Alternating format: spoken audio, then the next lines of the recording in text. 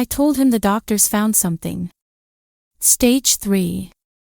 Possibly terminal. I wanted to see how he'd react. But I wasn't ready for what I saw. My name's Emily. I'm 29, a graphic designer who works from home, and I used to believe I was in love with my soulmate. Jason, he's 32, a financial advisor with the kind of charm that lights up a room, or used to. We've been together for 3 years, and in the beginning, it felt like I'd finally exhaled after holding my breath for years. He was attentive, affectionate, thoughtful in a way I'd never known a man to be. He used to bring me coffee in bed just the way I liked it. He used to hold my hand in public like he was proud to love me. He used to see me. But lately, he doesn't even look up from his phone when I walk in the room. We sleep on opposite sides of the bed like strangers in a hotel. He doesn't ask how my day was. He doesn't notice when I put on lipstick, or when I cry quietly in the bathroom at night. And I started to wonder, was it me? Had I become boring, predictable? Was there someone else? The silence between us had become so loud that I started filling in the blanks with my own fears. He worked late more often. Guarded his phone like it held national secrets. There were whispers in my mind that wouldn't stop, he's cheating. He doesn't care. You're not enough anymore. But instead of confronting him, I did something stupid. No, something desperate. I faked a diagnosis. Not because I'm cruel. Not because I wanted sympathy. But because I thought maybe, if I pretended to be on the edge of losing everything, I'd finally see if he still loved me enough to stay. To fight for me. To hold me the way he used to, like I was something precious. I rehearsed it for hours in the mirror. The way my voice would shake. The way my eyes would look just scared enough. I picked a moment when he was already stressed, Friday night after work, and sat him down on the couch. I went to the doctor this week, I said. They found something, it's serious. Stage 3. They said we need to run more tests, but it doesn't look good. His eyes widened. For the first time in months, I had his full attention. I thought I'd feel vindicated. Safe. But as the days unfolded, I realized something I hadn't anticipated. When you fake a storm to see who will stand in the rain with you, you better be ready for who runs, and who doesn't. I need to tell you something, I said, trying to steady my breath. Jason looked up from his laptop, eyes narrowing as if bracing for bad news. His tie was half loosened, sleeves rolled up like always after work. He looked tired, but maybe that's just how I'd started seeing him, tired of me. I found a lump, I said quietly. And the biopsy came back. It's bad. Stage 3. I watched the color drain from his face. His lips parted but no words came out. Then suddenly, he reached for my hand. What? Emily, why didn't you tell me sooner? What do we need to do? I'll move meetings, I'll call Dr. Hayes tomorrow, he was spiraling. And part of me, God forgive me, felt relief. For the first time in months, he was here. Present. Holding me like I mattered again.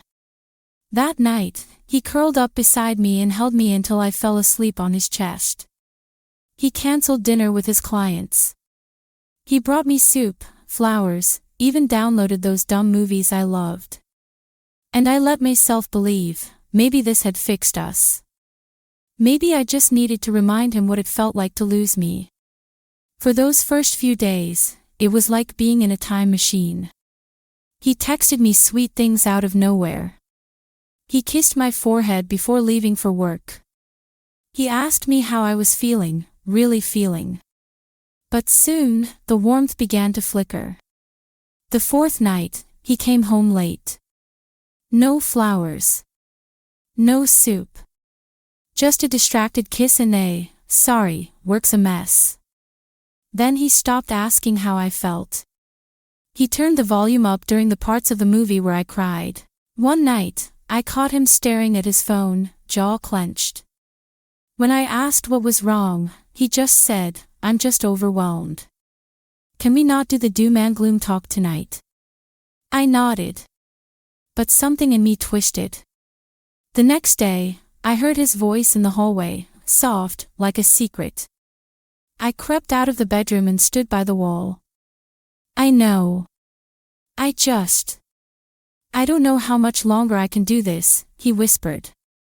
A woman's voice responded. Too soft to make out, but familiar. My heart dropped. Who was she? What was he planning? Had the loyalty only lasted as long as the shock did? I thought I was uncovering the truth.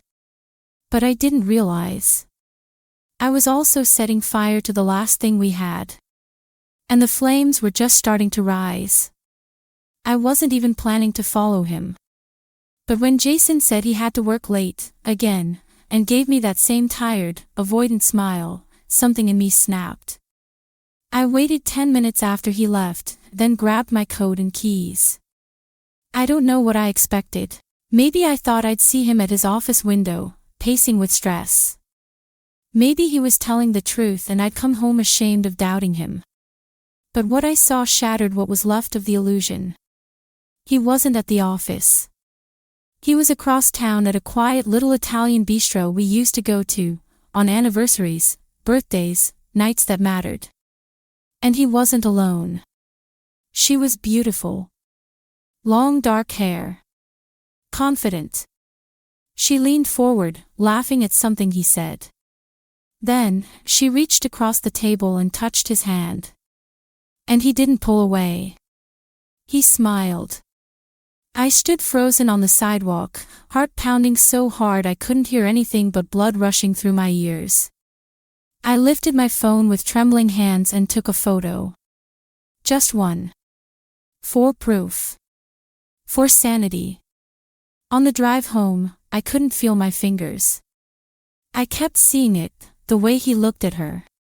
The softness in his eyes I hadn't seen directed at me in months. I didn't sleep that night. But in the morning, I made him coffee, like nothing had happened. Waited until he sat down at the kitchen table, scrolling through his phone like everything was normal. I thought you said you'd be with me through everything, I said quietly. He looked up, caught off guard. What? This illness. This storm. You said you wouldn't let me go through it alone. His eyes narrowed. It's too much. I can't watch you fall apart every day. I don't know how to do this. There it was. The truth. Not that he couldn't do it. That he wouldn't. Then he added, why haven't you told your family? Or gone to a real specialist? It's like, you're not even trying to fight it. A crack. A slip. The kind only a liar, or someone being lied to, would make. I stood slowly. My voice didn't shake this time. Because I'm not actually sick. He blinked. What? It was a test, Jason. I needed to know if you'd still love me, if you'd stay. I wanted the truth. Silence fell. And then, fury. You tested me. Are you serious? That's sick, Emily. That's manipulative as hell. You lied about dying, and you were lying while I was dying, I snapped. You didn't even notice the cracks in my story. You just wanted an excuse to leave. He stood up, eyes burning. You betrayed me. You used me. No, I whispered, trembling now. I revealed you. Jason left that night. He didn't yell. He didn't pack a bag in dramatic silence. He just said, I need space, and walked out the door. And just like that, 3 years disappeared into the night. I sat on the edge of our bed for hours after he was gone. I couldn't cry. I couldn't even breathe properly. I just kept replaying every second, his words, mine, the look on his face when the truth unraveled between us. Was I wrong to test him, or did he fail the test? That question haunted me for days. I tried to justify it at first. Told myself that love should withstand anything, that if he had truly cared, he would have seen the pain behind the lie. But there was another voice, quieter and more painful, that whispered, "You went too far, Emily. You set a trap. You created the monster you were afraid of." So I did something I never thought I'd do. I started therapy. I told my therapist everything, from the first moment I felt him slipping away to the second I faked a diagnosis just to feel close to him again. She didn't judge me. She didn't excuse me either. She said, "You weren't trying to manipulate. You were trying to survive emotional starvation. But the method you used gave you an answer you didn't want, and didn't know what to do with." That stung. Because it was true. I had been starving. Starving for affection, for truth, for connection. And I was too afraid to ask him if he still loved me, so I created a world where he'd have to prove it. Or walk away. And he walked. Weeks passed. He never called. Never texted. Not even to ask if I was actually okay. Then, one day, a package arrived. No note. No return label. Inside was the framed photo from our first trip together, us laughing in the mountains, wind in our hair, his arms wrapped tightly around me. The glass was cracked straight down the center, splitting our faces apart. I held it in my lap and stared for hours. It wasn't just our relationship that shattered. It was my trust in my own instincts. It had been nearly 2 months since Jason left. I'd stopped checking my phone. Stopped hoping to see him at the cafe we used to love or catch his name in my inbox. I was finally learning how to let go, even if it still felt like I was missing a limb. Then, one afternoon, I ran into his sister, Ava, at the pharmacy. I almost turned and walked away, but she spotted me before I could move. "Emily," she said, her voice soft, surprised. We hadn't spoken since the breakup. She walked over, arms open. I braced myself for the awkwardness, for the judgment. Instead, she hugged me. "How are you holding up?" she asked gently. I gave her the default answer. "Getting there." Then she said something that cracked my heart open. "You know, he was a wreck, Em. He cried almost every night. He thought he was losing you. When you told him about the cancer, it broke him." I blinked at her. "He told you?" Ava nodded. "Of course. He didn't want to scare you with how scared he was. But he was trying to get help, to figure out how to support you." My throat tightened. "Help?" "Yeah. That night you saw him at Leonie's with that woman. That was his therapist. He finally admitted he needed guidance, how to handle watching you go through something so painful. He said he wanted to do everything right. Even." She paused, then smiled softly. "He asked me about rings." I felt the air punch out of my lungs. "What?" "He was planning to propose, Em. He was going to take you up to Silver Pines, your favorite lake house. That's why he asked if you wanted to go away together that weekend." My mind reeled. Flashback, Jason, a week before everything exploded, nervously asking, "What do you think about getting away for a few days? Just us." I had thought he was trying to escape. Run from the lie. But he was planning something beautiful, for me. For us. And I destroyed it. All of it. He was trying. I ruined it with a lie. I walked home in a daze. Every word, every look, every late night that I'd interpreted as detachment now felt different. He hadn't been running away. He'd been running toward me, just not the version of me that existed in the lie I'd created. I wanted to test his love, and he loved me so much. He failed the test only because he cared too deeply. And now, I would never know how it might have ended, if I'd only trusted the truth instead of engineering my own. I never sent the letter. But I wrote it anyway, in a journal I now keep tucked inside my nightstand. Jason, I tested you because I didn't know how to ask you to love me better. I was scared of the silence between us, of how invisible I felt. I thought if I created something loud enough, you'd see me again.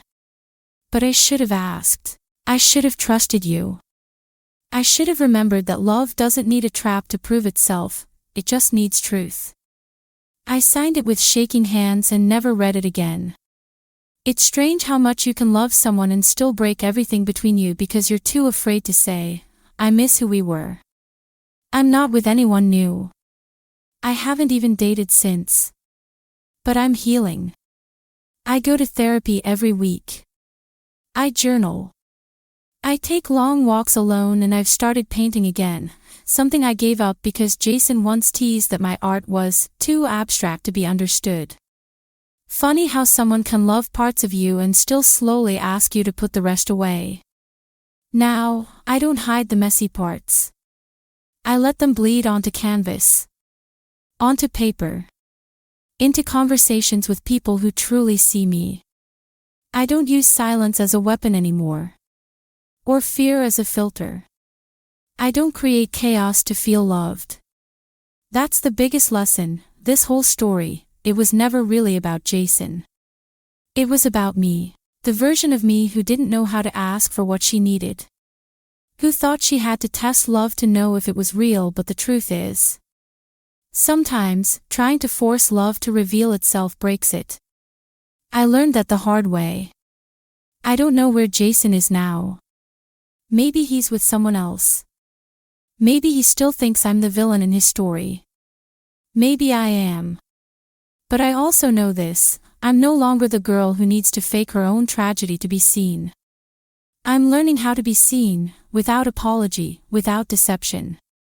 And if you've made it this far, if you've ever questioned someone's love, doubted your worth, or felt invisible in the arms of the person who was supposed to hold you tight, ask yourself this, have you ever tested someone's love, because you were too afraid to simply ask for it?